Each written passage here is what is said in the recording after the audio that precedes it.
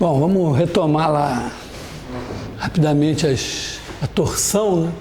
Então, a ideia é nós temos uma curva, chegar nas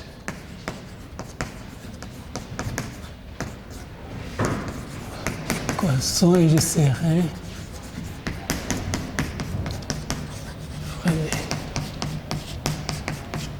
Então, a curva C de um intervalo em R3, a gente vai supor que ela tem terceira derivada.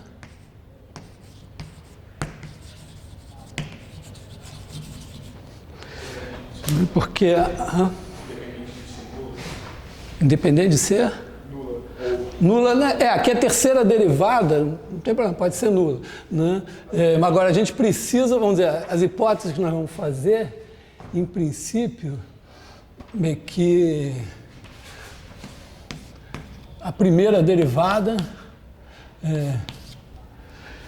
não se anula, para poder minimamente parametrizar por comprimento de arco, poder saber o que faz. Porque se a gente tiver a primeira derivada nula, não tem nem, vamos dizer, a aceleração normal, já não faz sentido a aceleração normal, a aceleração tangencial, né? Mas vamos, na verdade, vamos fazer um pouco mais do que isso, né? Vamos supor que C ponto e C2 pontos são linearmente independentes, porque aí tem velocidade, tem aceleração, a aceleração não está alinhada com a velocidade, então você tem o plano da curva e aí você tem o plano normal da curva. Porque aí a ideia é chegar na torção, quer dizer, a gente precisa da terceira derivada para procurar a torção, quer dizer, ver como é que esse plano da curva varia, né? Então, vamos também supor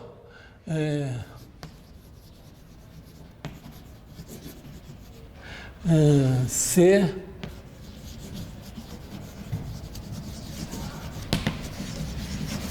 reparametrizada por comprimento de arco.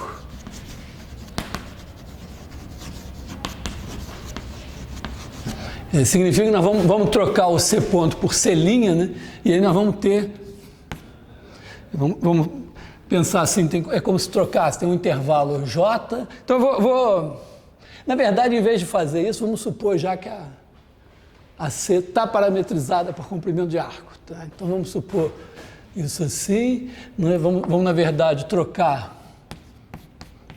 C ponto por C linha. Isso aqui é só um artifício de notação, mas quando a gente faz C ponto é que a gente está pensando que a curva está parametrizada por T, que é o tempo.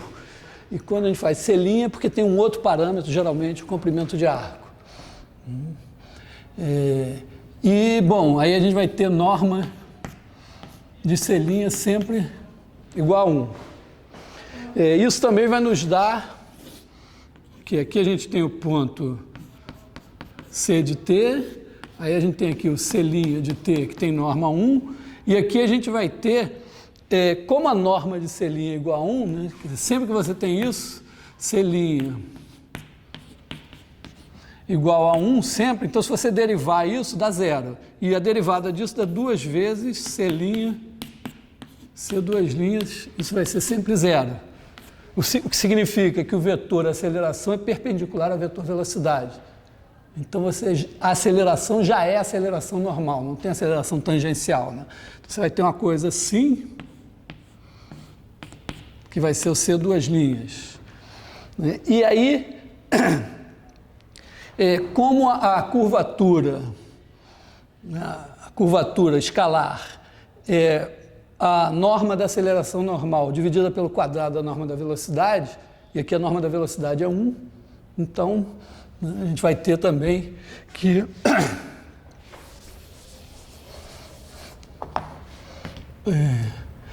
kappa, que é a curvatura, igual a norma de C2'.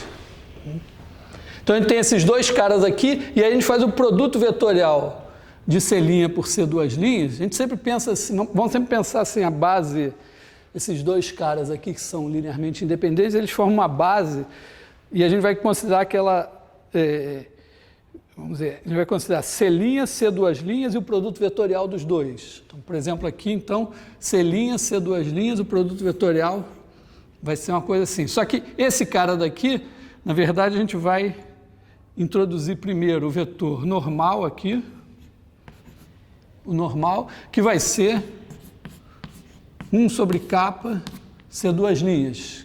Esse cara é unitário, porque está dividido. E aí esse daqui vai ser o binormal B, que é igual a... vamos chamar esse cara daqui de U. O C' a gente vai chamar de U. Tem uma notação padrão, já falei, é padrão notar o unitário da velocidade por T de tangente. Mas como eu uso muito a variável T, eu troquei o nome dele para U. Então o binormal é U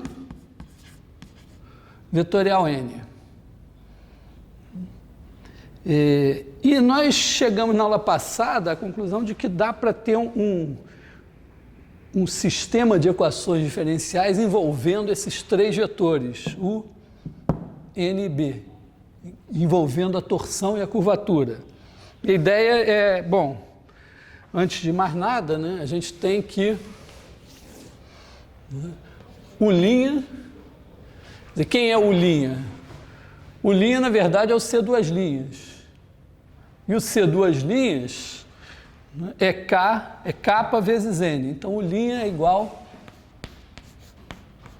a capa vezes N. A nossa investigação sobre a torção consiste em pegar isso aqui e olhar para B'. Então, a gente olha aqui, não sei se vai caber nesse espacinho, talvez eu tenha que apagar um pedaço de cada, mas se a gente for olhar para B, quem é B? Ele é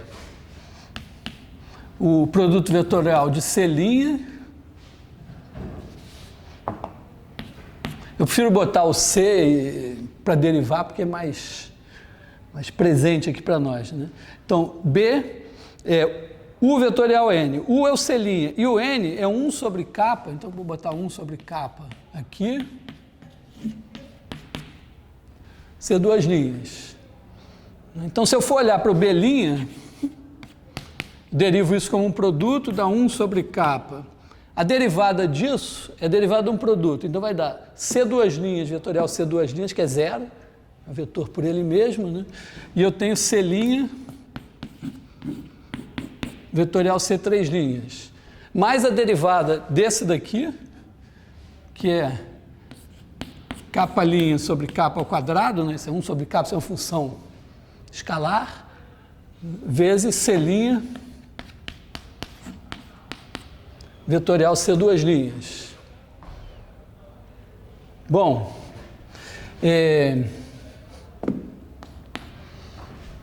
acontece, né, que a norma de B também é sempre igual a 1. Então, a derivada do B é perpendicular ao B. Então, a derivada do B é uma combinação linear de U e N, que formam o plano perpendicular a B, né? Então, B', na verdade, B' é igual a alfa U mais beta N. Não, o N é 1 sobre capa vezes C2'. A ideia é a seguinte, você tem a curva, você tem um vetor tangente natural, que é o vetor velocidade. Claro que perpendicular a esse vetor tem um plano, você está no espaço. Então, normal, você tem que tomar uma decisão. Como a gente viu que vamos dizer, se não tiver, vamos dizer, se a terceira derivada não sair do plano formado pela velocidade de aceleração, a curva permanece no plano dado pela velocidade de aceleração, quer dizer, ela fica plana, então a gente pode pensar assim, bom, a velocidade dá o vetor tangente, a aceleração normal dá o vetor normal. E aí o produto vetorial das duas, que dá um terceiro cara, dá o binormal, porque ele também é normal à curva, mas além disso ele é normal ao plano natural da curva. Essa é a ideia, né? Então, como a norma de B é igual a 1, isso daqui implica que B' é igual a alfa U mais beta N. E como esses caras são unitários e ortogonais, né, você vai ter alfa igual a B' escalar U e beta igual a B' escalar N. Bom, mas ocorre, está na cara aqui, ó, esse cara daqui é perpendicular a C'. Ele é produto vetorial do C' por alguém. Esse aqui também é perpendicular ao C', porque ele é produto vetorial do C' por alguém. Então, esse alfa é zero, não tem componente na direção do U. Então, na verdade, isso aqui morreu, você só tem que ver quem é beta, né? Então, a gente faz o produto escalar de B' por N. Então, a gente olha aqui, faz o produto escalar de B' por N. Essa parte daqui não vai dar nada, né? Então, isso aqui não vai dar nada porque isso aqui é perpendicular ao N, porque o N é um múltiplo do C duas linhas. Então, está aqui. Então, a gente pode dizer que o alfa é zero e B' vai ser igual ao produto escalar disso daqui por N. Então, aqui o N é 1 sobre kappa, C duas linhas, então tem 1 sobre kappa aqui, vai dar 1 sobre kappa ao quadrado. E aí a gente vai ter C' vetorial C três linhas escalar C duas linhas. Fica mais bonitinho, né, a gente trocar a ordem desse negócio daqui, mas assim, você pensar, o C' e o C duas linhas estão dando uma, vamos dizer, os dois primeiros caras da base, então você troca isso aqui e escreve assim, né? Isso aqui é o determinante desses três vetores, então troca a ordem desse com esse e escreve menos 1 sobre kappa ao quadrado, C' vetorial C duas linhas, escalar C três linhas, o que também remete a componente da terceira derivada, quer dizer, o que vai fazer a variação do B' é a variação do plano da curva, porque o B' é o vetor normal, o plano da curva. Se ele ficar, ele é unitário e normal o plano da curva. Se ele ficar parado, a curva está sempre no mesmo plano. Se ele mudar, o que a gente está vendo é que essa mudança tem um fator aqui, 1 sobre a curvatura ao quadrado, que é interessante depois pensar sobre ele, mas você tem que olhar para a projeção, para a componente do C três linhas, justamente na direção normal AB. Só que isso aqui tem ainda multiplicado por N. Esse número daqui, sem o sinal menos, a gente chama de torção. Então, a gente pode escrever que B' é igual a menos tal N. Então, a gente escreve aqui kappa é igual a norma de C duas linhas e tal é igual a 1 sobre kappa ao quadrado, C' vetorial C duas linhas escalar C três linhas.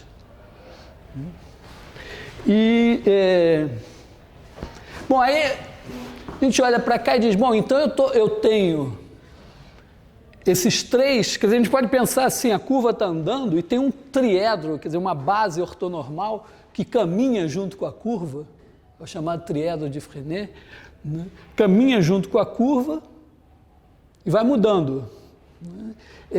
E essas duas equações diz que a gente consegue expressar a derivada de U e a derivada de B em função da curvatura da torção e do N.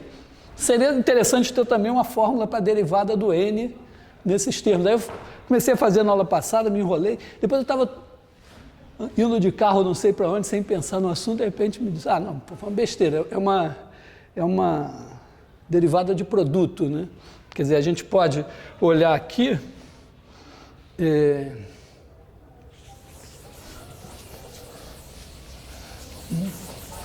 A gente quer a derivada de n, né? Então a gente tem que n...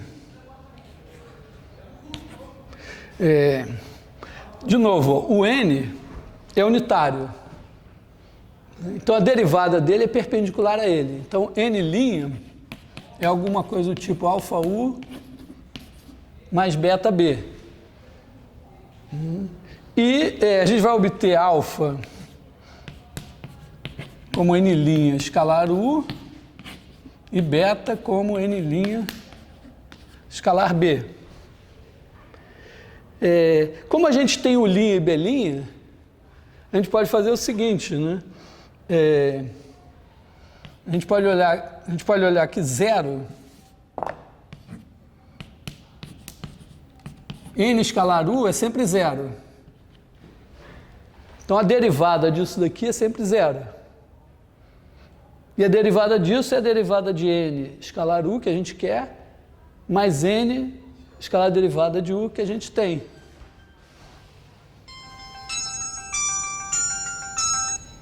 Estou dando aula. Dei. A mulher perguntando se eu dei um antibiótico para minha filha antes de sair. Bom, então a gente tem isso aqui, então é só derivar, né? A gente tem 0 é igual a n', que é o nosso alfa, mais n'. Então, nosso alfa é menos n'. Bom, mas n u', o produto escalar de n por u' é kappa. Então, n' vai ser igual a menos kappa u mais o quê? Vamos olhar para o beta.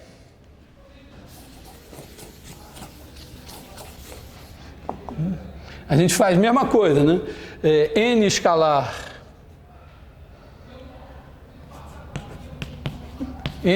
B é sempre 0, deriva isso daqui, então a gente vai ter N'B mais NB' igual a 0, B' a gente tem, então N' B é igual a menos NB', mas B' é menos tal N, então isso aqui vai ser tal. Então aqui a gente vai ter mais tal B.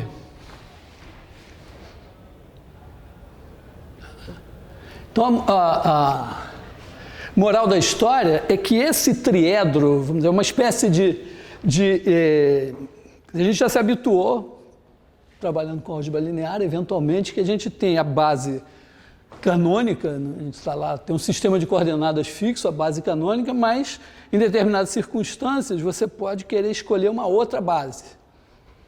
Aqui é um caso bem legal, né? Porque você tem uma base ortonormal que vai caminhando com a curva.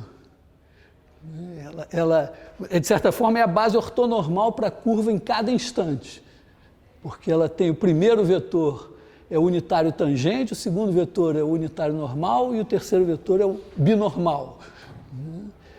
E esse triedro que caminha junto, né, quer dizer que é o triedro de Frenet, ele satisfaz um sistema de equações diferenciais que é, vamos dizer, autossuficiente. Ele depende, quer dizer, você tem aqui o U, o B e o N, e, bom, tem duas coisas geometricamente relevantes, que são a curvatura e a torção. A curvatura mede o quanto a curva deixa de ser reta, e a torção mede o quanto a curva deixa de ser plana. Então, esses 5 caras estão envolvidos aqui assim. Então, isso daqui são chamadas equações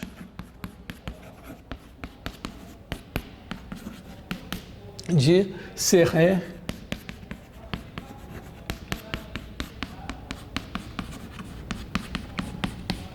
Frenet. Esses dois caras, se não me engano, no século XVIII, chegaram mais ou menos juntos a isso daqui. É interessante porque aqui a gente tem talvez um primeiro exemplo, não físico. A gente ainda não lidou muito com isso, mas tipicamente todo mundo aprende acho que a segunda lei de Newton, né, que diz que a força é a derivada da quantidade de movimento. Então, tipicamente, você, em muitas circunstâncias, por exemplo, na gravitação, até mesmo, eventualmente, em questões ligadas à eletricidade, magnetismo, você tem a força e, portanto, a aceleração dada em função da posição. Então, você tem, geralmente, equações que envolvem a segunda derivada e a posição, eventualmente botando um pouco de atrito. Você tem equações diferenciais que você tem a segunda derivada dada em função da posição e da velocidade. Isso tudo sempre vindo da física. Aqui a gente tem uma coisa, vamos dizer, a gente veio por considerações puramente geométricas e chegou num sistema de equações em que você tem, olha só, é como se você dissesse, bom, eu tenho esses três caras, a velocidade desses caras é dada em função da situação atual deles. Quer dizer, você tem, claro, você precisa ter a curvatura e a torção. Então, a questão natural, que eu abordei um pouco na aula passada, é a seguinte: será que a gente reconstrói uma curva dadas a curvatura e a torção? E o que a gente tem aqui é isso. Se você tiver a curvatura e a torção, você tem um sistema de equações diferenciais de primeira ordem que expressa o triedro de Frenet, quer dizer, as derivadas dos três vetores do triedro de Frenet em função dos próprios vetores. Então, se você tem o N e o B num certo instante, você sabe para onde eles se movem. E aí você pode andar um pouquinho. E aí você passa até as novas situações e você anda mais um pouquinho. Foi mais ou menos isso que eu discuti na aula passada, né? Está claro também que, assim, com um mínimo de raciocínio você vai dizer, bom, mas isso daqui não vai determinar a curva. Por quê? Porque, vamos dizer, se você der a curvatura e a torção, der um triedro de Frenet assim, inicial, a curva vai andar mais ou menos, sei lá, para cá. Se você der a mesma curvatura e a mesma torção, der o triedro mais para cá, ela provavelmente andará para cá. Mas deve ser uma curva que foi simplesmente, sei lá, rodada, transladada. E tudo isso, vamos dizer, é objeto agora, vamos dizer, a questão aqui,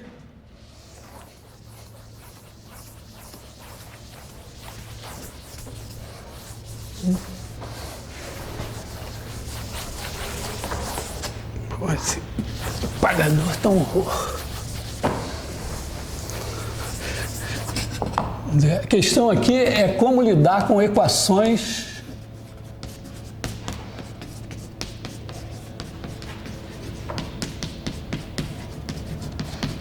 diferenciais. Talvez um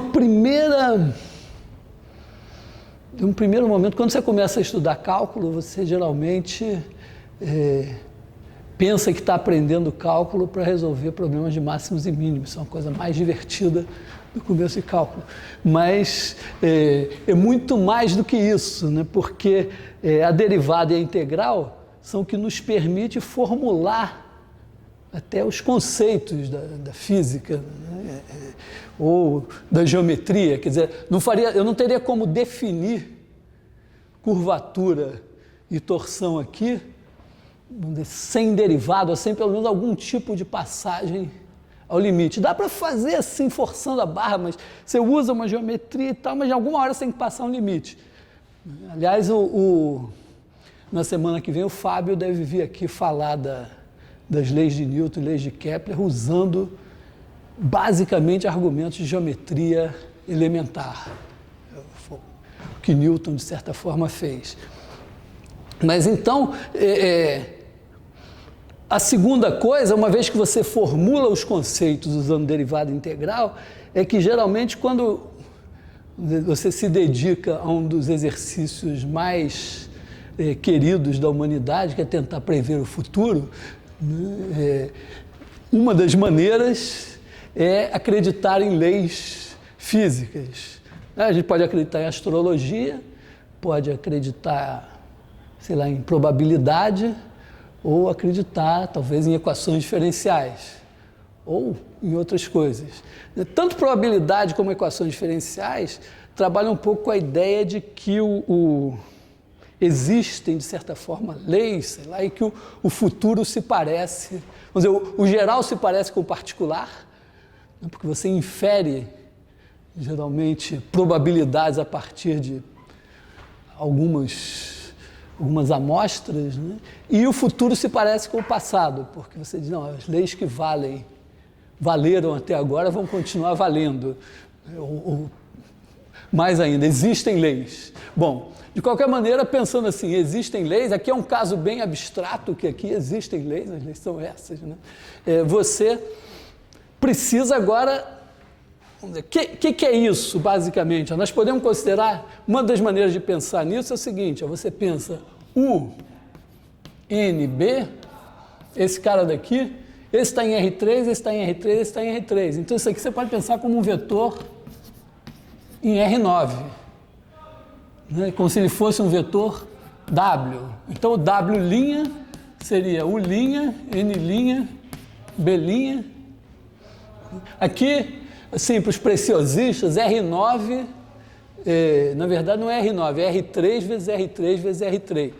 Mas pode ser identificado R9. Né? W' é isso daqui.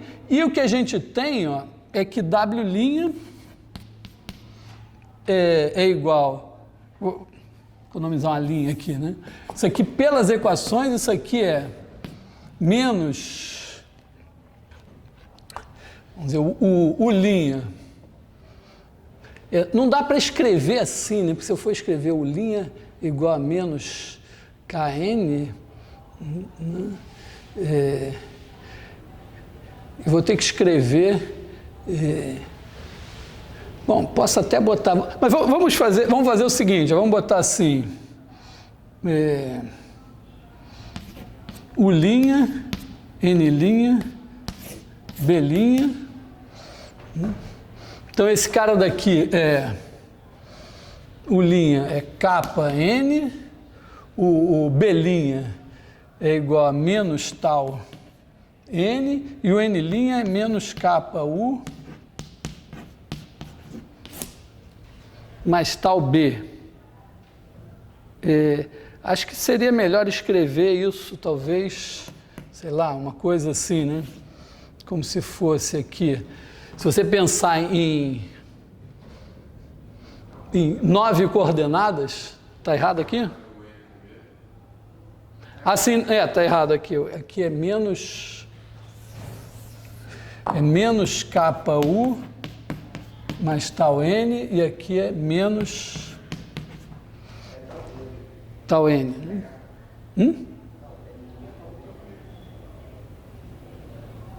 Tal B aqui. Bom, N não pode estar em todas, né?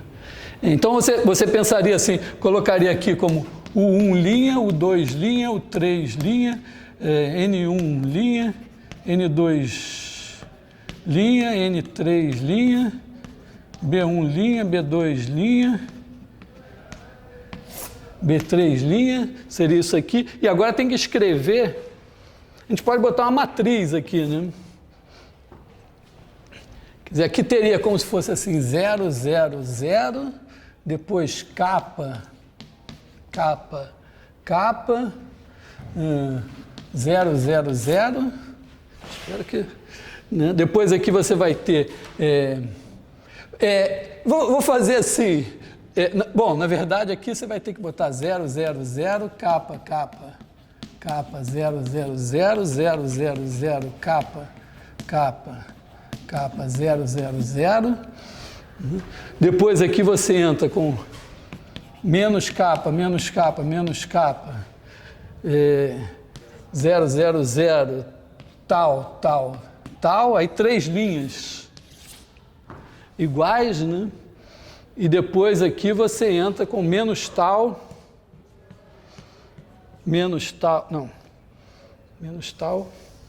aqui é 0, 0, 0,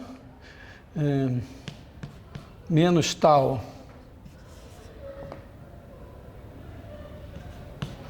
menos tal, menos tal, e agora zero. Tá certo isso aqui? E aí você, de novo, repete isso. Se prestar bem atenção, você vai ver que essa matriz é antissimétrica, na verdade. Aqui você tem uma simetria, depois esse... Quer dizer, ela vamos dizer, você reflete em relação à diagonal, só que troca o sinal.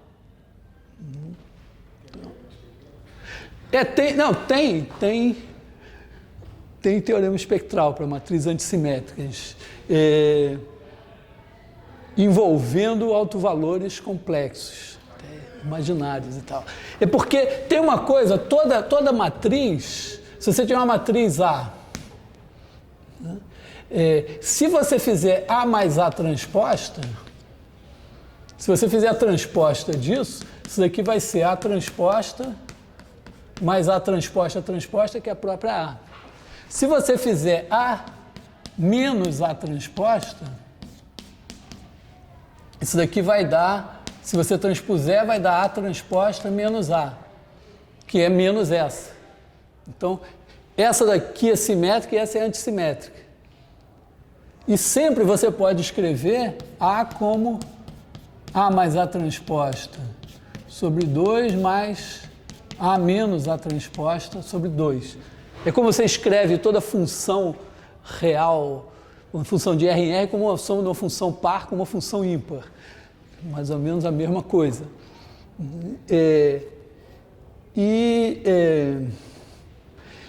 Então, vamos dizer, existe teorema espectral para esse caso aqui também. Mas, em geral, vamos dizer, por que não... Você poderia dizer, por que não existe teorema espectral, então, para toda a matriz? Bom, a gente sabe que nem toda matriz vai ter uma base ortonormal de autovetores, mas é que tem um detalhe que, vamos dizer, você faz uma base ortonormal de autovetores para essa, uma base ortonormal de autovetores para essa, mas não é a mesma base. Vamos dizer, para você ter a mesma base para os dois, você precisa que, de certa forma, as duas matrizes comutem. Nem sempre uma matriz comuta com a sua transposta. Quando a matriz comuta com a sua transposta, então ela é dita normal. Normal, sei lá, um conceito de normalidade. Normal porque vai ser legal para o teorema espectral.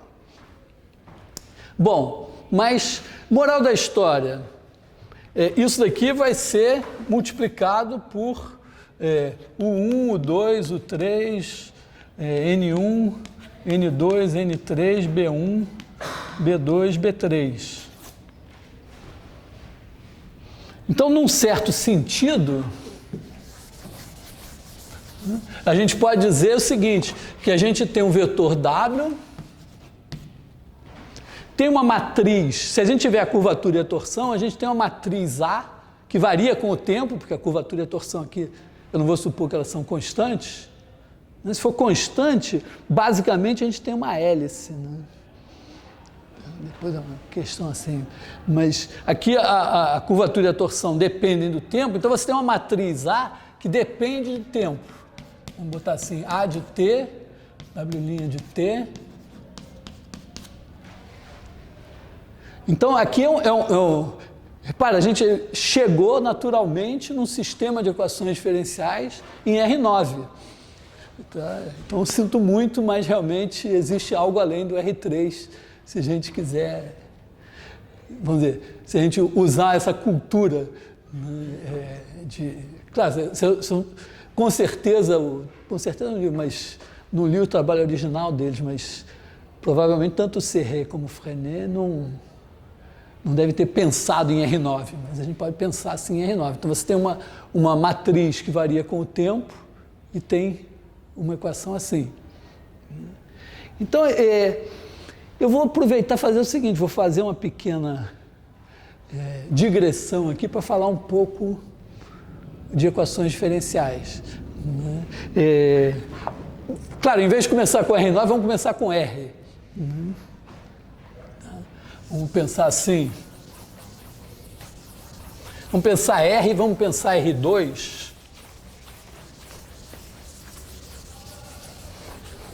Então, isso daqui, em vez de pensar dessa maneira, vamos pensar uma coisa assim, sei lá, y' de t igual a um certo a de t, y de t. Eu suponho isso, que você tem... Então, o característico das equações diferenciais é que são equações em que você está procurando uma função. E o que você sabe é alguma relação entre essa função e sua derivada, ou às vezes sua primeira, segunda, sei lá, n derivadas. Vamos pensar, então, esse caso assim. Vamos dizer, o caso mais simples é dizer y' de t igual a uma f de t conhecida. Aí você integra. Então, integral é o caso mais simples de equações diferenciais. Né? Se você tiver y' de t igual a f de t, f dada, então você faz, digamos que você conheça y de t0 igual a y0, então o teorema fundamental do cálculo diz o seguinte, né? Que você faz y de t igual a y de t0 mais integral de t0 a t de f. Vamos botar uma variávelzinha aqui, f de tal. Tal não, né? Sei lá. F de s ds. Então essa função aqui tem como derivada f. Só que em t0 ela vale zero. Aí você soma o y de t0 e pronto. Então, tipicamente, se você tem isso daqui, você sabe a solução. Bom, segundo caso simples seria y' de t igual a y de t. A é um número fixo. Tem uma primeira maneira de fazer isso roubada, que é divide por y. Então você fica com y' sobre y igual a A. Isso é a derivada do logaritmo. Vamos, em vez de botar o logaritmo do módulo, vamos supor que está tudo bem, então vamos dizer assim que o logaritmo de y' é igual a A, então o logaritmo de y igual a t mais um certo b, então y igual a e elevado a t mais b, que é igual a uma certa constante, tá? Porque e elevado a b a gente chama de c. E bom, se a gente tiver y, digamos, de zero, é mais simples, né? Porque e elevado a a vezes zero é 1, a gente tem o c. Uma maneira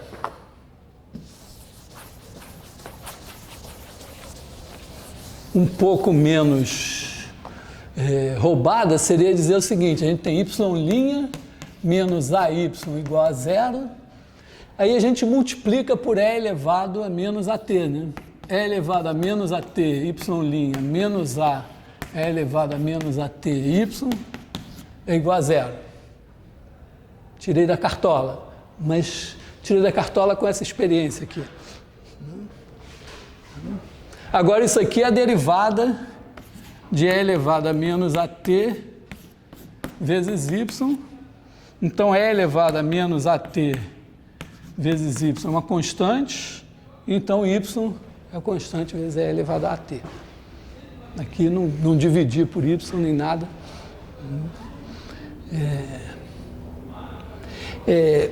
Bom, só um pequeno comentário, né? Isso aqui é um modelo talvez mais simples de taxa de juros, de crescimento de populações, de bactérias, de decaimento radioativo. Quer dizer, é alguma coisa que aumenta proporcionalmente ao que você já tem, né? Quer dizer, se você ganha uma percentagem do que você já tem. Então, como dizer, a taxa de variação é alguma coisa vezes o que você tem. Bom, o terceiro caso seria esse aqui, né? Y' de t igual a de t, y de t. Aí, usando essa ideia que eu acabei de apagar, a gente pode fazer o seguinte, cria um azão de t, uma primitiva. Vamos pensar assim que isso está em R e tal, tudo tranquilo. Então, A de t, você pega um A de t tal que a linha de t igual a de t, uma primitiva de A. E aí multiplica. Então, você faz isso daqui, você multiplica, passa isso para cá, né? Você tem y' de t menos A de t, y de t igual a zero, multiplica por E elevado a azão de t. Aliás, aqui é menos A, né? Para ficar mais certo. Você pega uma primitiva de menos A. E isso daqui é a derivada de E elevado a t vezes y de t. Quando você deriva esse, dá esse vezes a derivada desse, mais a derivada desse, que é isso daqui, vezes esse. Então, isso daqui é igual a zero. Então, você vai ter E elevado a de t, y de t, igual a uma constante, e aí você resolve. Bom,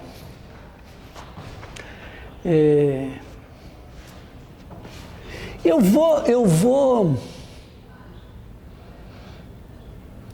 já que a exponencial desempenha esse papel, eu vou falar uma coisa que era para ter falado quando eu falei em derivada de produto e tal, falando na função exponencial complexa. Eu vou introduzir aqui a função exponencial complexa. Meio que... Na verdade, a função exponencial complexa, ela vai ter importância, quer dizer, vai começar, vamos dizer, não é que ela vai ter importância só nisso, ela é muito importante, mas vamos dizer, vindo das equações diferenciais, quando você pensa numa equação de segunda ordem,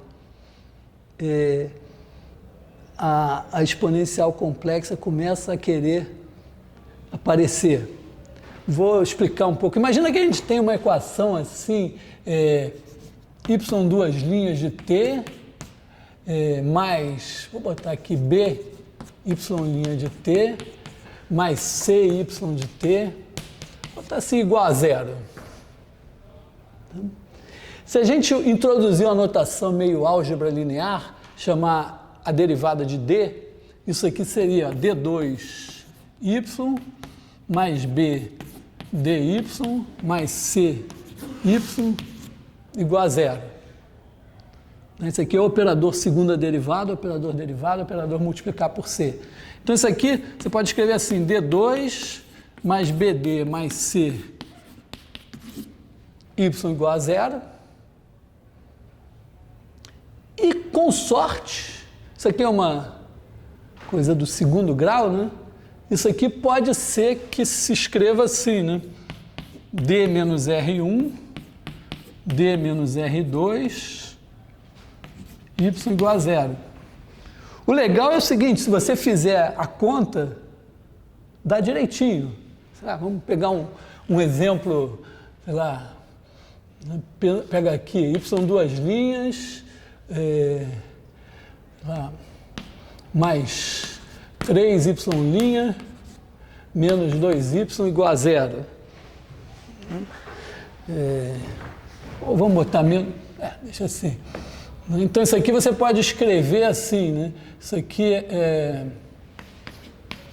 D2 mais 3D menos 2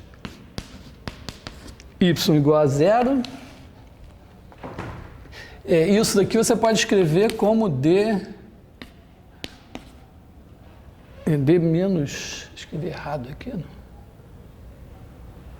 Que eu pensei uma coisa e fiz outra, né? Vou botar um menos aqui, um mais aqui, acho que é melhor, né? Botar aqui menos, então D menos 2, D menos 1y igual a zero. Isso daqui, ó, se você fizer essa conta pensando assim, eu faço isso daqui, então isso aqui é D menos 2 em y' menos y igual a zero. Isso é a mesma coisa que fazer a derivada disso. Então, isso é y duas linhas menos y', menos 2y' mais 2y igual a zero, que é isso aqui. Quer dizer, você pode operar, pensar isso aqui como...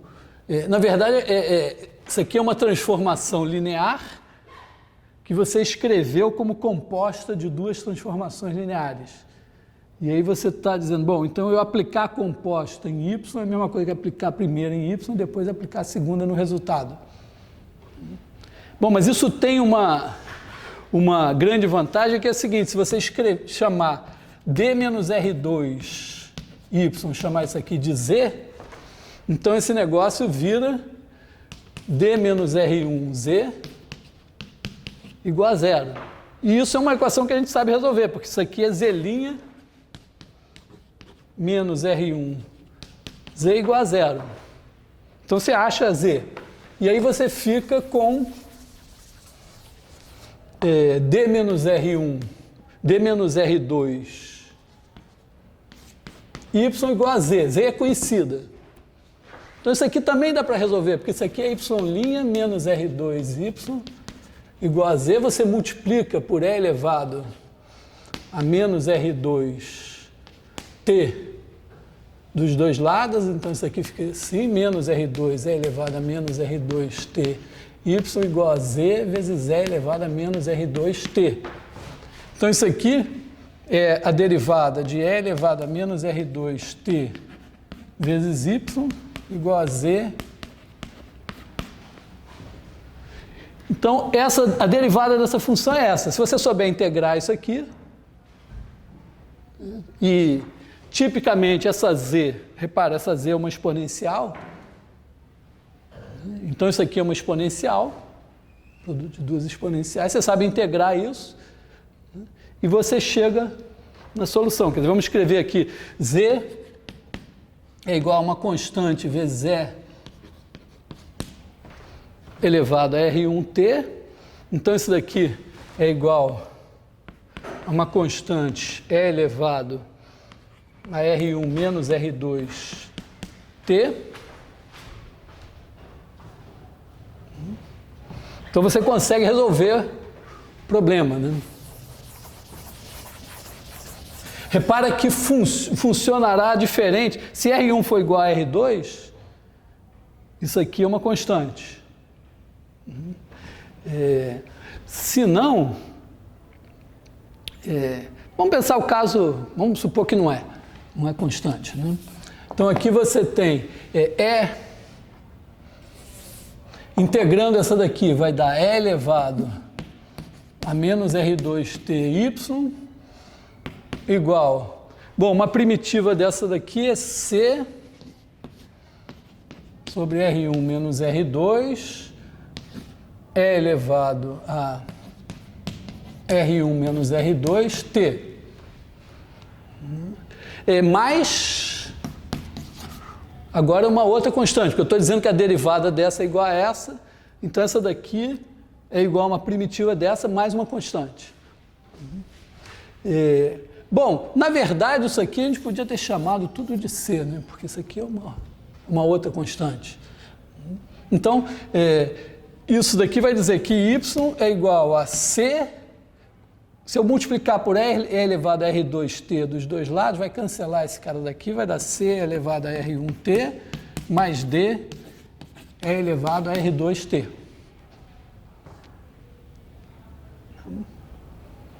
Então a gente consegue, mas dependeu de eu ter as raízes. E obviamente se as raízes forem complexas, isso aqui fica subjúdice. O caso das raízes serem reais e iguais é só lidar aqui com o caso constante. Bom, aí tem uma ideia, mas e se eu tiver uma exponencial complexa que eu possa fazer essa mesma... Se essa mesma conta valer com uma certa exponencial complexa, de repente, esse negócio vale em geral. Então, vou usar isso como uma espécie de motivação para a gente introduzir a exponencial complexa.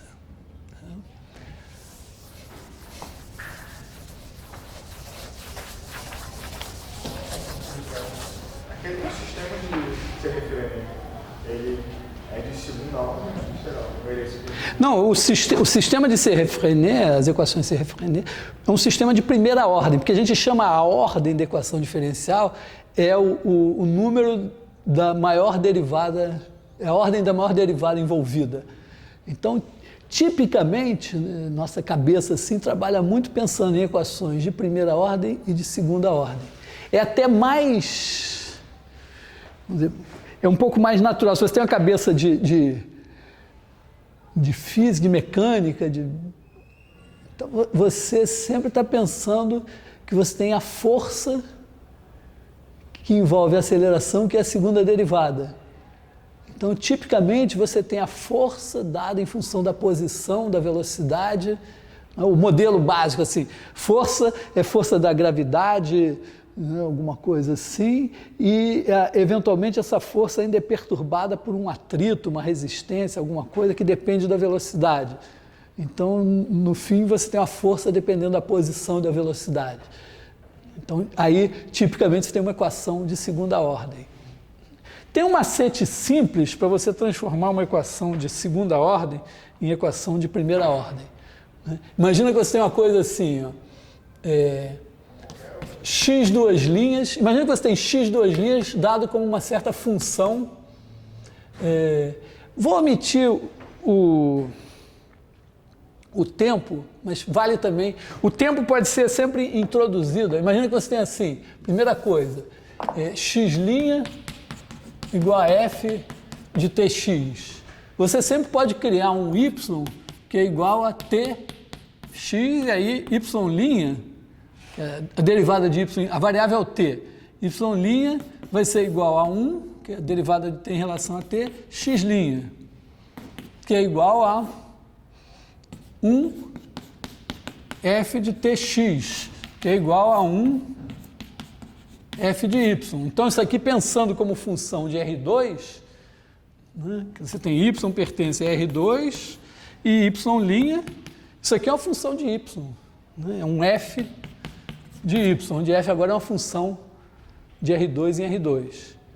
É a mesma coisa você pode fazer para... Então, vou omitir o tempo aqui para ganhar tempo. Né? Você tem, digamos que você tem x duas linhas igual a um certo f de x e x'. É uma equação de segunda ordem. Mas você sempre pode introduzir, chamar de y o x'. Então, se você pensar agora, pensa que w igual a xy, o w' vai ser x', y'. Bom, mas o x' é o y. E o y' é f de x, x', que é o próprio y. Então você ganhou o quê? Isso aqui é um certo f do w, só depende do w. Então passou a ser uma equação de primeira ordem. Você sempre pode aumentar a dimensão para baixar a ordem. Vamos dizer, não muda a dificuldade do problema, é só uma outra maneira de enxergar.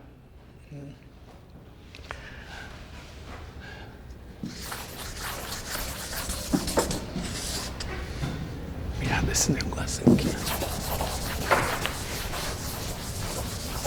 Então vamos falar de exponencial.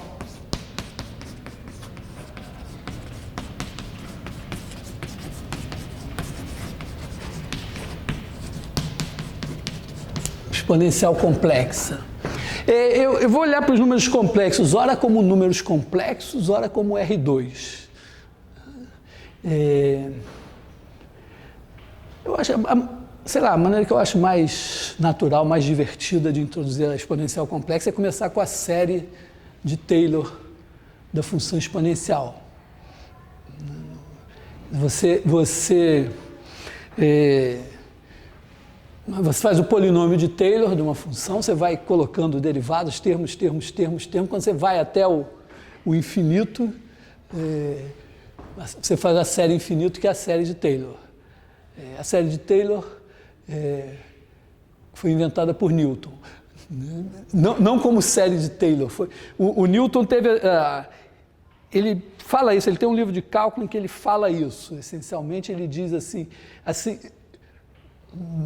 não diz isso que eu vou dizer, o que eu estou dizendo agora é uma vulgarização do que o Newton diz, mas é como se ele pensasse assim como você escreve um número como soma de potências de 1/10, você pode escrever uma função de x como potências de x, ou a função de, vamos dizer, no ponto A mais x, como uma soma de potências de x.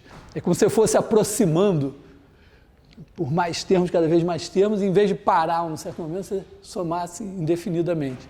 E o curioso é que o Newton,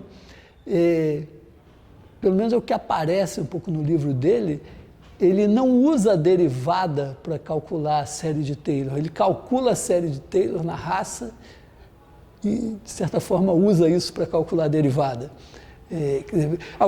Porque você começa pela série geométrica, ele também usa o algoritmo de tirar raiz quadrada para fazer uma série de Taylor, ele começa por aí, ele vai lá, faz...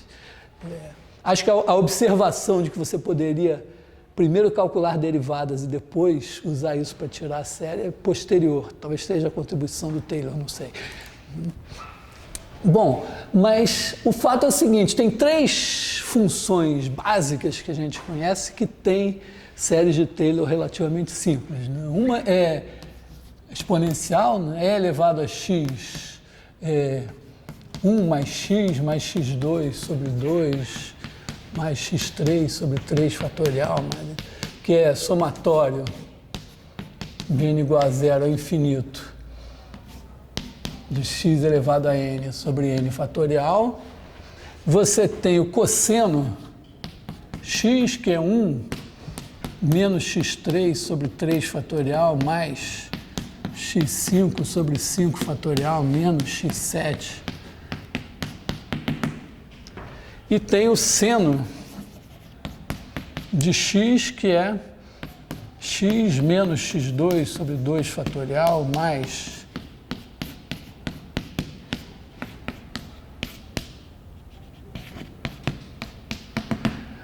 aliás, não sei se vocês já fizeram esse exercício, mas a série de Taylor do seno e do cosseno são bastante efetivas para você calcular o cosseno e o seno. Na verdade, o polinômio de Taylor, porque essas séries aqui, se você calcular, procurar aproximar o seno e o cosseno pelo polinômio de Taylor, quer dizer, truncando a série, se o x for menor que 1, esse negócio, vamos dizer, quando você trunca, o erro é relativamente pequeno, já a partir aqui do x5, uma coisa assim, dá para ver. Aliás, aí tem uma coisa que a gente sabe, né, é que se a gente conseguir calcular o seno e o cosseno até π sobre 4, tá bom. O resto a gente consegue meio que se virar, se a gente tiver um bom π, né, se tiver um bom cálculo, uma boa aproximação de π, você pega um número grande e traz para calcular o seno e cosseno em função do seno e cosseno de alguma coisa entre 0 e π sobre 4. E π sobre 4 é menor que 0,8. É bom pensar em 0,8, né, porque 8 é 2 ao cubo, uma coisa assim. Então, é um bom exercício você observar o seguinte. Primeiro que quando você trunca uma série... Imagina assim, que x é menor do que 1. 0,8 é menor do que 1. Então, esses termos aqui estão decrescendo. Esse aqui, esse é menor do que esse é menor do que esse, porque você multiplicou por x ao quadrado, que é menor que 1, e dividiu por alguma coisa maior do que 1. Então, esses termos estão decrescendo. E o sinal está alternando. Então, é mais ou menos o seguinte, ó, você pega aqui, digamos, você começou de 0. Sei lá, pensa o cosseno. Aí você veio até 1. Agora você subtrai uma coisa que é menor do que 1. Então, você anda até aqui. Vou botar um azul, assim. Veio para cá. Agora você vai somar algo que é menor do que o que você subtraiu. Então você vai vir para cá. Agora você vai subtrair alguma coisa que é menor do que o que você somou. Então você vai vir para cá. Agora você soma algo que é menor do que isso. Então você vai para cá. Então, dependendo se você acabou de somar ou acabou de subtrair, você está num laranja ou num azul. Só que os laranjas estão decaindo e os azuis estão aumentando. E a distância entre eles está diminuindo, está tendendo a zero.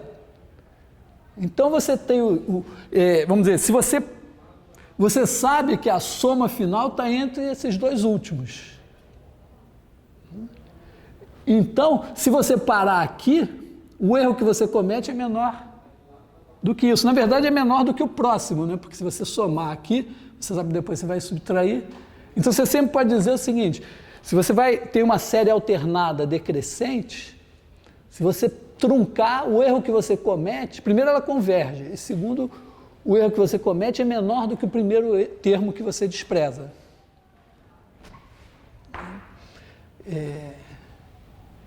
Aliás, me lembrei de uma coisa, eu aprendi, sei lá, me lembro de ter visto isso em cálculo numérico, aprendi em cálculo numérico, e numa prova de cálculo numérico, em vez de botar que o erro era menor do que o primeiro termo desprezado, eu botei menor ou igual.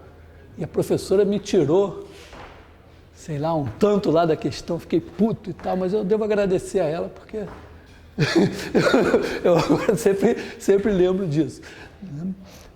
Melhor sempre a professor que te corrige lá, mas... Bom, então, é fácil ver aqui, ó, por exemplo, se você parar aqui no x5, se o x for menor que 0,8, você tem aqui 0,8 a sétima sobre 7 fatorial, isso já é pequeno. Então, para calcular um ângulo entre 0 e π sobre 4, essas aproximações aqui são bastante boas. Aqui já não tem essa moleza, né? Porque aqui está sempre somando. Bom, mas aqui tem uma observação...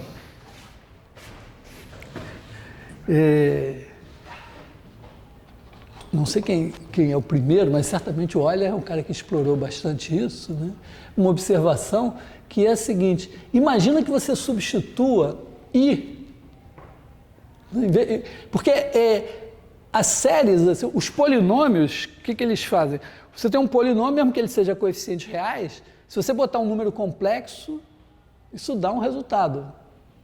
Uma série também, quer dizer, você pode botar aqui um número complexo no lugar de x e ver o que dá.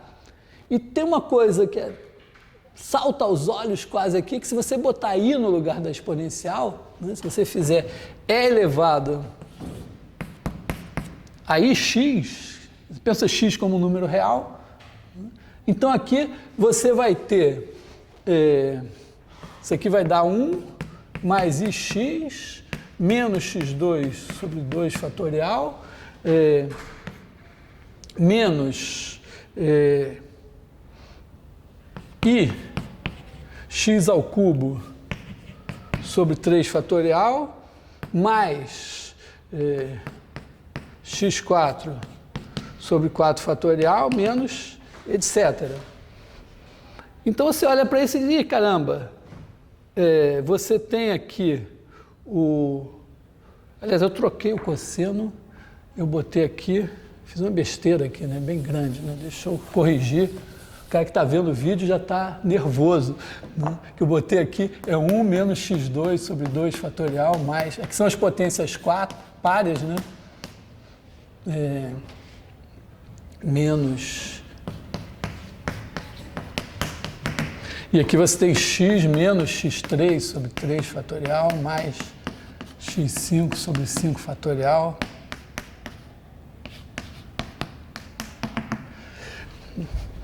Então você olha para isso aqui e diz, ué, caramba, tem aqui o cosseno, os termos pares aqui dão o cosseno, e os termos ímpares dão i vezes o seno. Então isso daqui, você pode dizer, ué, então isso aqui é elevado a ix é cosseno x mais i seno x. Roubando aqui, né? Estou supondo que vale, tudo que eu quiser está valendo. Aliás, daqui sai uma das fórmulas mais impressionantes da matemática, né? É que se você fizer E elevado a iπ, isso vai dar cosseno π mais i seno π, que é igual a menos 1. Então você tem E elevado a iπ mais 1 igual a zero. Que essa fórmula é considerada assim, uma fórmula impressionante pelo seguinte, o número 1, ele é um número da aritmética, tem lá na contagem, né?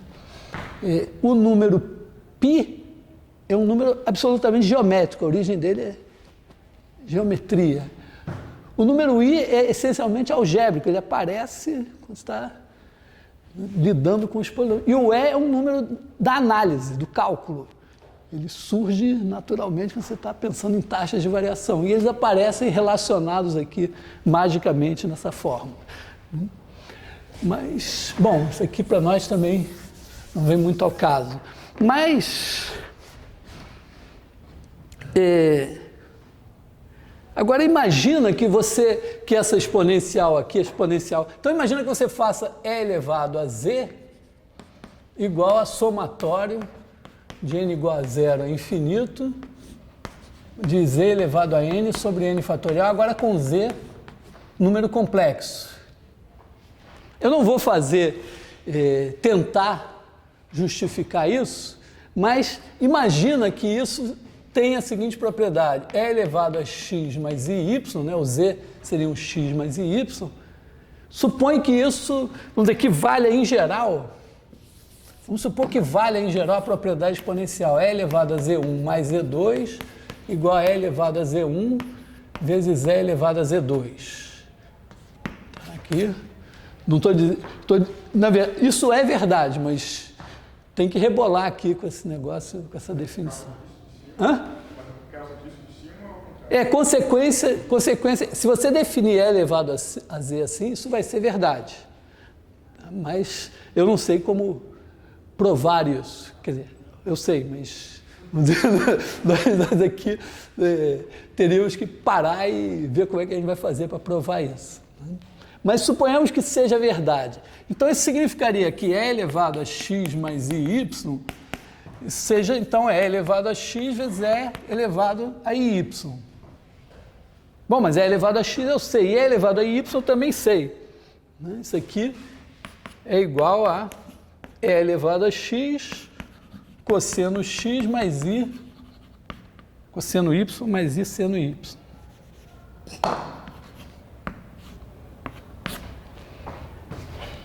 Então eu posso roubar, posso fazer o seguinte, suponhamos que se eu definir a exponencial assim, ela vai ter essa propriedade, portanto vai valer isso, portanto ela vai ter essa fórmula. Então eu vou fazer o seguinte, eu vou definir a exponencial complexa por essa fórmula. Tá? Eu não preciso da série, né? A série para mim serviu de motivação, mas aqui eu não estou precisando dela. Mas eu gostaria que essa propriedade aqui valesse. Então eu vou definir ela assim, vou ver se isso aqui vale. Se valer, eu estou feliz. Né? Repara, quando o y for zero, quando o número for real, está conferindo, né? Porque isso aqui é 1, vai dar elevado a x, então está uma boa generalização. Se funcionar, então vamos definir, vamos dizer, bom, isso tudo foi só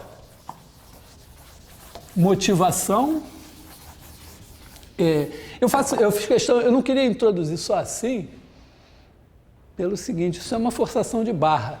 É claro que no nível que a gente está, se isso funcionar, é mais fácil do que definir assim, porque eu teria que estudar séries e tal. Então eu vou fazer isso, mas na verdade eu venho...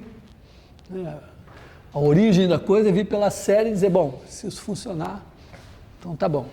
Então vamos definir Z pertencente a C, Z igual a X mais IY.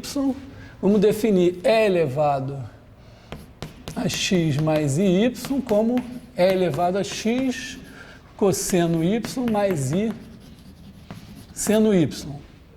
Pode ser visto também assim, né, como uma função em R2, né, de R2 em R2. Então a questão será que E elevado a Z1 mais Z2 igual a E elevado a Z1 vezes E elevado a Z2? Não deve ser nada misterioso, porque se a gente substituir aqui, a gente está com funções conhecidas, né? Sei lá, vamos fazer a conta, torcer para ser fácil.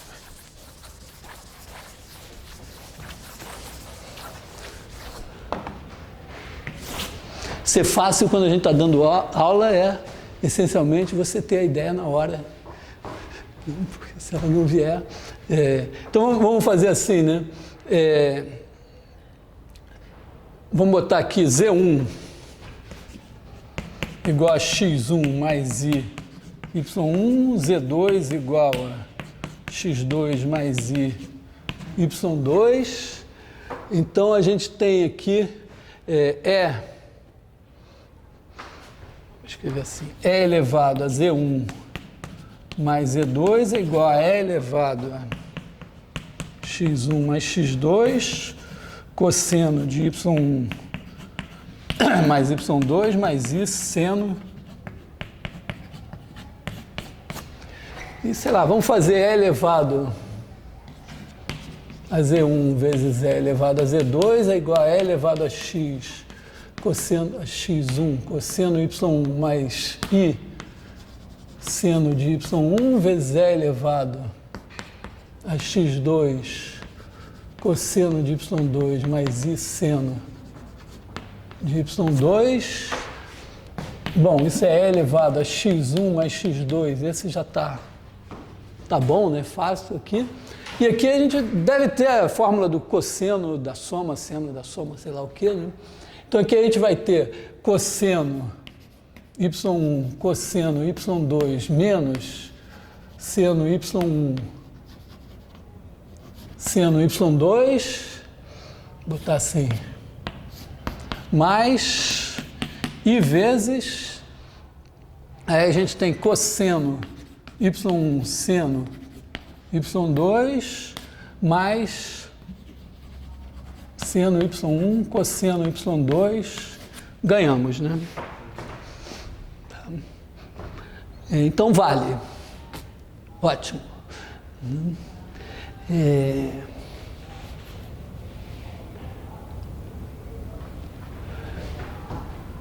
O que mais a gente pode... Bom, legal essa função, mas será que ela tem propriedade de derivação boa, né?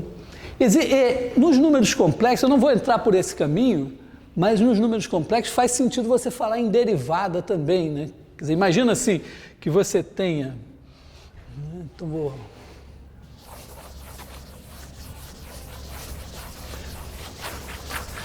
Imagina que você tenha uma função f dos complexos nos complexos.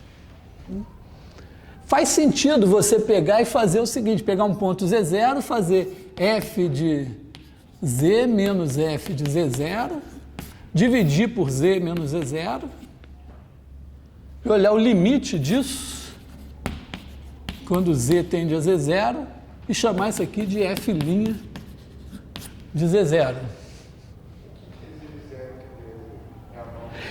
Bom, Z é em R2, né? Você está aqui com Z0, está aqui com o Z, se essa distância tender a zero, então você escreve o Z0, x0 mais y0, o Z, x mais y, quando x tender a x0 e y tender a y0, o Z está tendendo ao Z0. Não faz sentido isso aqui. Por exemplo, os polinômios, se você pegar um polinômio, ele se deriva, se você fizer a conta, é a mesma conta. Né? Por quê? Porque se você fizer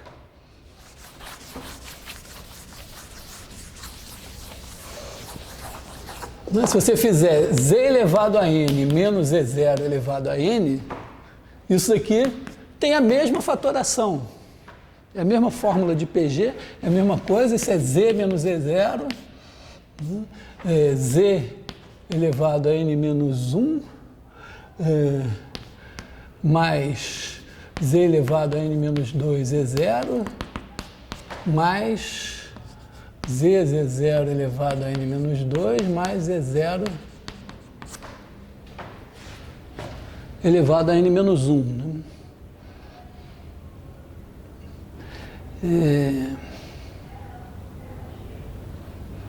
Aí, se você dividir por z menos z0,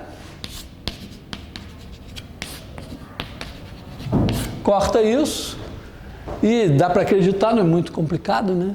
Que quando z tende para z0, tudo isso aqui tende para z0 elevado a n menos 1, z0 elevado a n menos 1, z0 elevado a n menos 1. Tem n termos aqui, então isso tende para n z0 elevado a n menos 1.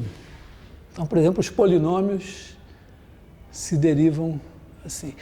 Dá para acreditar, então, que se você tiver e elevado a z, se ele for somatório de z elevado a n sobre n fatorial, né, se você derivar isso, se puder derivar termo a termo, não é verdade em geral, mas para séries de potência é verdade, né?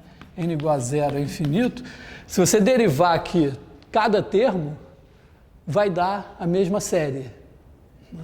Quer dizer, se você fizer somatório de n igual a 1 a infinito, porque o termo zero é 1, né? Derivado dele dá zero. Aí você fizer n, z elevado a n menos 1 sobre n fatorial, que é a derivada de cada um desses daqui, isso aqui vai dar somatório de n igual a 1 a infinito de z elevado a n menos 1 sobre n menos 1 fatorial, que é isso.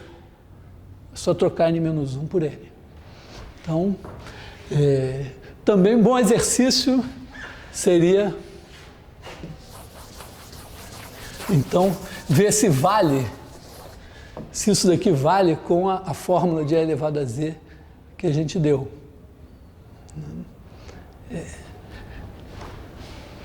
E em vez de fazer, eu não vou, então, exercício.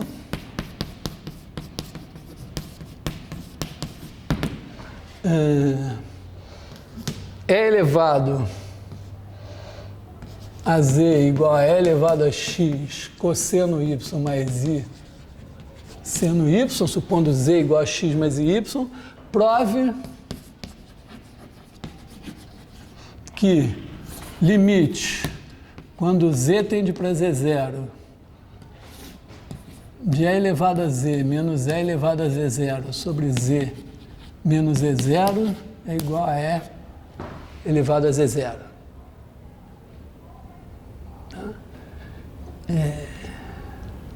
Talvez seja, vamos dizer, talvez seja melhor fazer fazer e elevado a z mais h menos e elevado a z sobre h, para usar umas coisas mais simples aí de e elevado a x mais h igual a e elevado a x vezes e elevado a h, usar cosseno e seno de y mais h, não deve ser difícil provar isso aqui. Vamos fazer uma coisa mais simples um pouco, porque isso aqui a gente não vai tanto explorar nesse curso, né?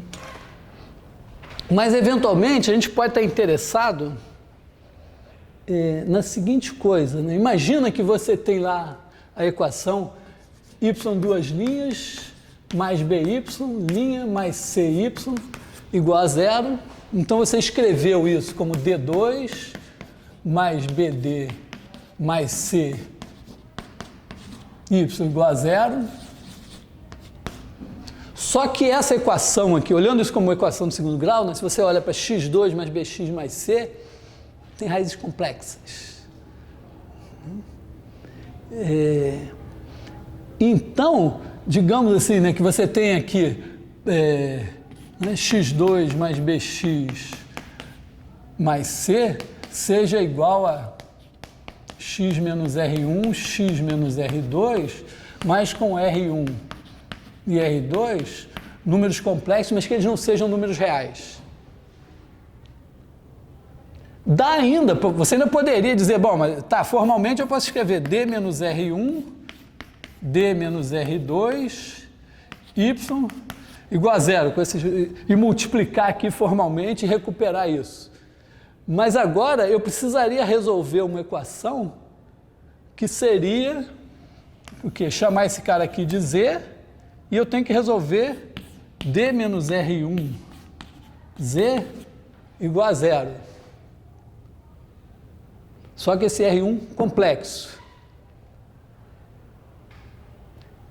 Então, aqui eu poderia chutar, bom, mas e se eu, em vez de pensar Z como uma função de R em R, pensar uma função Z como uma função de R em C? Olha só, uma coisa que a gente... porque a gente pensa um polinômio, quando a gente começa a pensar os polinômios dos complexos, o que você diz? Você tem um polinômio e os coeficientes dele são números complexos, que eventualmente podem ser números reais. Quando os coeficientes são números reais, acontece uma espécie de milagre, né? Porque um polinômio ele leva o plano complexo no plano complexo. A chance de você pegar um ponto na reta real e ele ser levado na reta real é realmente mínima, é muita sorte. Mas se os coeficientes forem reais, ela pega um cara da reta real e leva um cara da reta real. Então a gente poderia pensar uma função de R em R como uma função de R em C, ou até como uma função de C em C, né? Pode pensar como uma função de C em C, é o caso das funções dadas por séries, né? Séries a coeficientes reais, ela é uma função de C em C que, por sorte, pega um elemento dos reais e leva nos reais. Você também pode fazer uma coisa mais simples, que é pensar uma função de R em R como uma função de R em C, que, por sorte, leva todos os números reais nos números reais. Então, aqui a viagem seria pensar o seguinte, será que a gente pensar essa função Z como uma função de R em C? Aí vai dar uma função de R em C.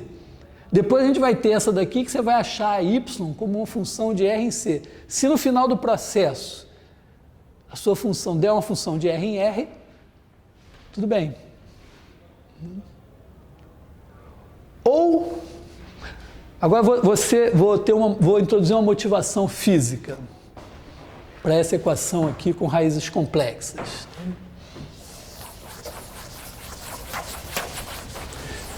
Todo mundo ouviu falar da lei de Hooke.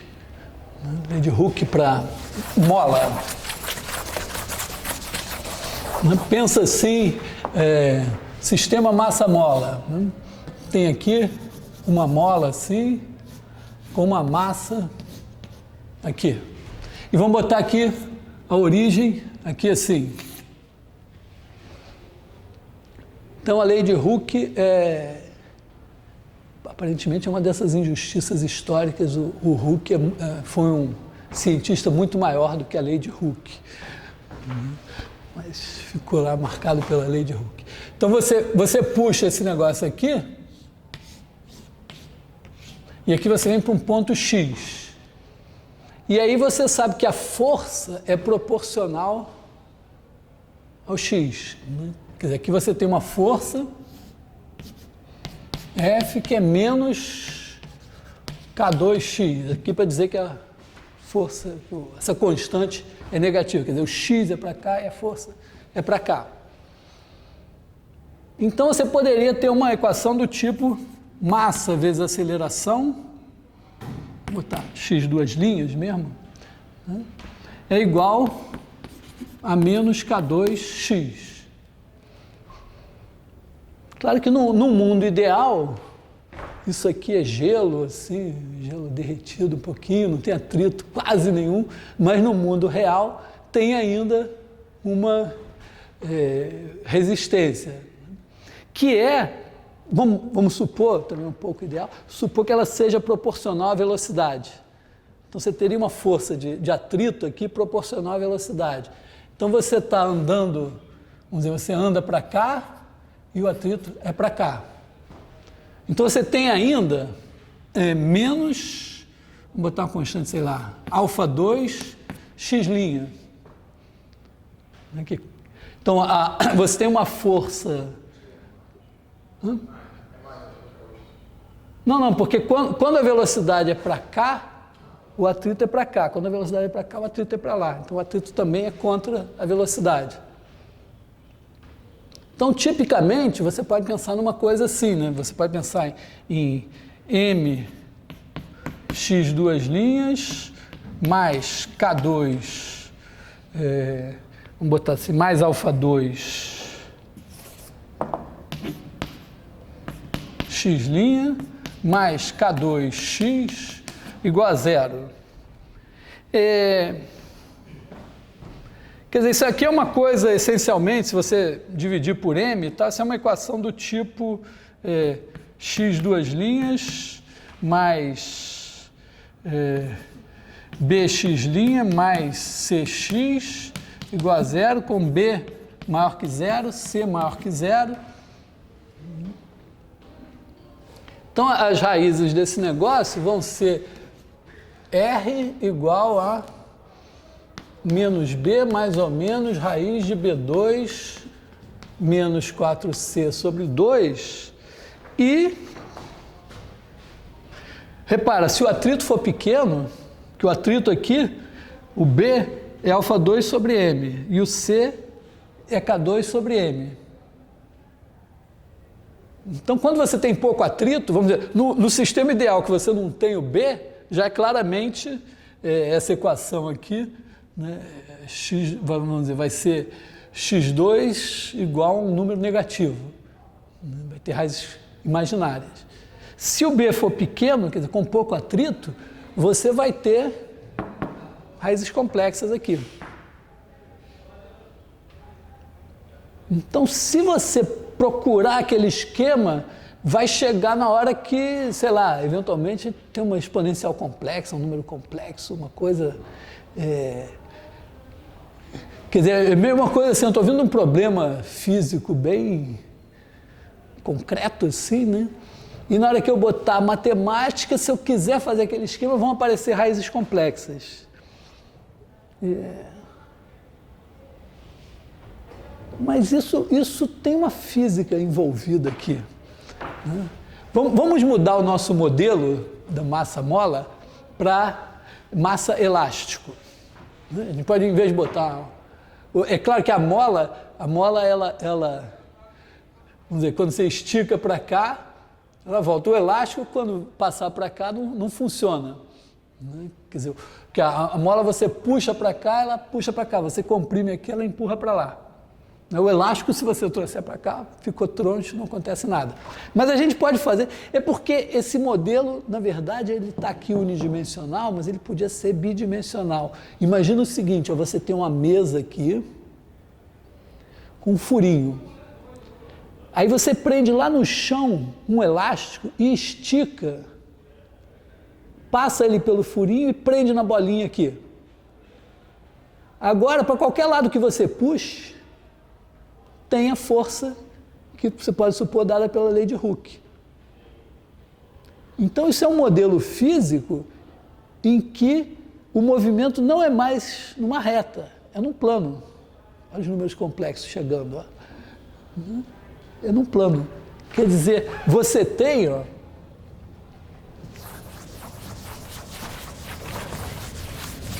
pode trocar aqui, né? Isso aqui seria, vamos dizer, a nossa mesa,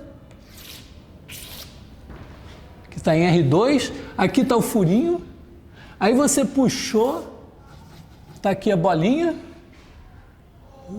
então esse aqui é o vetor Z, é o seu vetor posição,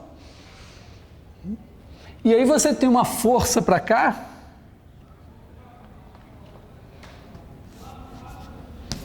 F igual a menos K2Z. E aí você pode dizer, de novo aqui, né, que Z, MZ duas linhas, então vamos pensar assim, Z é uma função, vamos pensar de R, do intervalo, né? De R em R2, que eventualmente pode ser chamado de C. E satisfazendo essa equação diferencial, né? mz, duas linhas, né? Massa vezes aceleração, agora é vetorial, está em R2, né? É igual a menos K2Z, e a gente pode botar um atrito, que é menos alfa 2 Z'. E agora, bom, a gente pode separar isso em duas equações. Se a gente separar em duas equações, né, chamar Z, então, uma possibilidade. Z igual a XY. E aí você vai ter uma equação em X e uma equação em Y, as duas são iguais àquela antes, e não vamos ganhar nada. A possibilidade 2 é fazer Z igual a X mais IY e tentar lidar com isso como uma função de R em C. E aí, aquela conta que a gente faz lá com raízes complexas pode funcionar se a gente usar a exponencial complexa em vez da exponencial real. Quer dizer, a gente pode pensar agora, uma coisa assim, né? A gente tem uma equação Z duas linhas mais BZ' mais CZ igual a zero, né? Onde B igual a K2 sobre M, C igual a alfa 2 sobre M. E a gente já sabe que se o B for pequeno, quer dizer, se o B for pequeno, aliás, aqui tá trocado, né? Aqui é alfa 2, aqui é K2. Quer dizer, se o B for pequeno em relação ao C, tiver pouco atrito, você vai ter raízes complexas.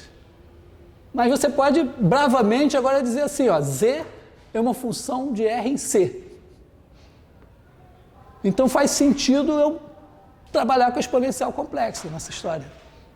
Posso fazer essa conta assim. Quer dizer, então a gente bota aqui D menos R1, D menos R2, Z igual a zero.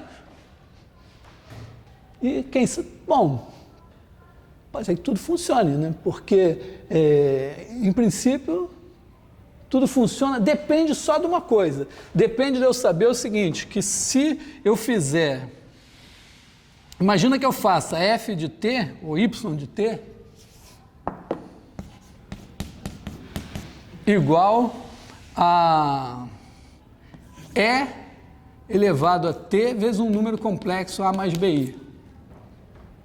A questão é, será que y' de t vai ser igual a A mais BI E elevado a t A mais BI, quer dizer, que é igual a A mais BI y de t? Se isso valer, as contas que eu faço com a exponencial real, eu posso fazer com a exponencial complexa. Bom, essa conta eu posso fazer, posso verificar isso, né? É um pouco menos que o exercício. Então, vamos ver. Faz aqui.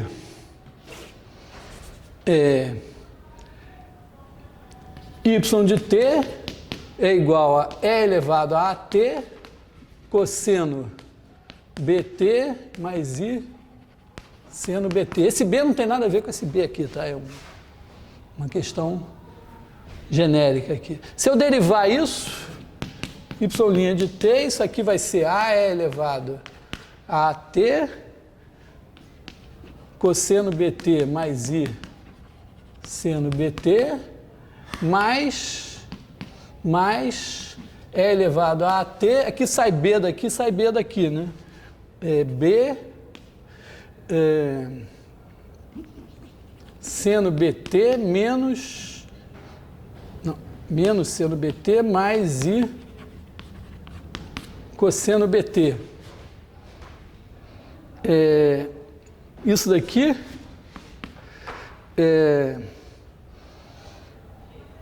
esse cara daqui, ó, a gente pode escrever assim, isso é E elevado a AT vezes BI, e aqui a gente tem cosseno BT mais I seno BT. Então temos A mais BI é elevado a AT vezes cosseno BT. Então vale isso daqui. Vale não ter como uma F geral? Hã? Vale não ter como uma F geral, uma F de T qualquer. Uma F de T... É elevado a F de T? Deve valer também, né? Um bom exercício.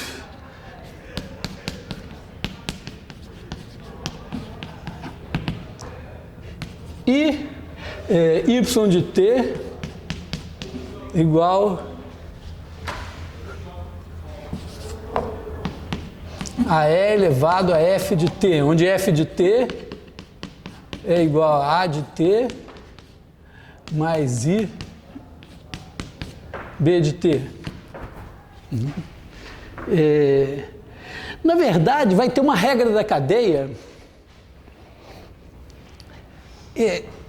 porque, repara, para os números complexos, a multiplicação, aquela derivada complexa que eu meio que introduzi, assim, você faz f de z mais h menos f de z, divide por h e passa ao limite, ela deve ter as mesmas propriedades, pelo menos uma parte das propriedades da derivada real. Então deve valer a derivada do produto, derivada da soma, derivada do quociente, regra da cadeia. E isso daqui é uma espécie de regra da cadeia, né? É mais ou menos, ó.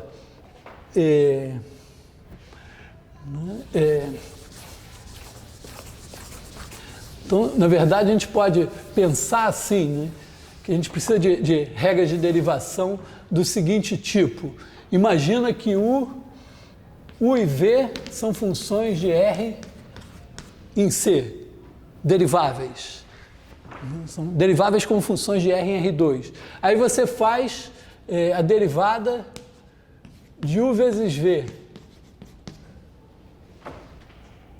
Então isso aqui deve dar a derivada de U vezes V mais U. Eu nem falo da derivada da soma, que é óbvio que vai valer, a derivada da soma da diferença e tal, né? E também deve valer que a derivada em relação a T de U sobre V, que faz sentido, isso aqui seja V ao quadrado, V du dt menos U dV dt, desde que a V seja não nula. E também deve valer isso, né? Se você fizer f de R em R, né? Fizer a derivada em relação a t de U de f de t, né? Porque f leva a R em R, U leva a R em C, então isso aqui faz sentido pensar assim, né? Isso aqui deve ser f' de t, U' de f de t. Então é um bom exercício tirar essas regras de derivação. Originalmente no texto, no capítulo de regras de cálculo, eu aproveitei e introduzi a exponencial complexa e botei essas contas aí, se vocês tiverem dificuldades na hora de deduzir essas coisas. Mas então, vamos dizer, a gente pode tirar... Então vamos explorar essas coisas, tendo em mente que mesmo num problema bem concreto lá do elástico no furinho da mesa, uma boa maneira de lidar com ele seria passar para os números complexos. É como se tem uma coisa legal nisso, que é o seguinte: quando você modela o problema de maneira unidimensional, no massa-mola, você está pensando no movimento unidimensional. Aí você vai fazer as contas e aparece lá uns números complexos, que são o R2. Então o que a gente fez aqui? A gente voltou no modelo e disse, não, mas na verdade, se você trocar a mola pelo elástico, se você solta só o elástico, ele anda em linha reta. Mas dar uma velocidade, quando você solta o elástico, você pode soltar e dar uma velocidade inicial. Ora, o normal não é você dar uma velocidade inicial na linha com o centro, com o furinho, é dar um peteleco. Quando você dá um peteleco, significa que você deu uma posição inicial no plano e deu uma velocidade inicial que é linearmente independente com a posição inicial. E aí o seu movimento deixa de ser em linha reta, ele passa a ser um movimento no plano. E, assim, para anunciar coisas interessantes, né? Se a gente fizer a conta para resolver esse problema, a trajetória vai ser elíptica. Vai ser uma elipse com o centro lá no furinho. Então é um problema. Esse é um modelo muito bom assim, elementar de equações de segunda ordem, que é você fazer esse sistema massa-mola ou elástico, massa-elástico. E ele dá a órbita elíptica, só que com o centro da elipse exatamente na origem, vamos dizer, na origem natural aqui, que é botar o zero.